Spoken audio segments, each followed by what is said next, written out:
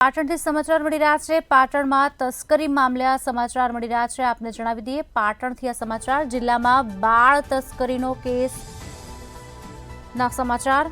પોલીસે સુરેશ ઠાકોરને કોર્ટમાં રજૂ કર્યો હોવાના સમાચાર હાલ મળી રહ્યા છે। પોલીસે બાળ તસ્કરીમાં અટકાયત કરી હતી તેની, જેને કોર્ટમાં રજૂ કરાયો।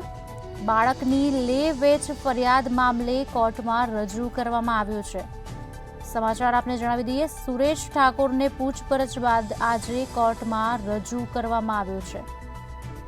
પાટણથી આ સમાચાર ટ્રાન્સફર વોરંટના આધારે તેને કોર્ટમાં રજૂ કરવામાં આવ્યો છે। પોલીસ કોર્ટમાં રિમાન્ડની માંગણી પણ કરશે। પોલીસે બાળ તસ્કરીમાં અશોક ઠાકોરની અટકાયત કરી હતી। બાળકની લે વેચ ફરિયાદ મામલે તેને કોર્ટમાં રજૂ કરાયો। પોલીસ વધુ રિમાન્ડ પણ માંગી શકે છે। પૂછપરછ બાદ આજે કોર્ટમાં રજૂ કરાયો। ટ્રાન્સફર વોરંટના આધારે તેને રજૂ કરવામાં આવ્યો। પાટણમાં બાળ તસ્કરી કેસ મામલે આ સમાચાર, જ્યાં સુરેશ ઠાકોરને કોર્ટમાં રજૂ કરવામાં આવ્યો।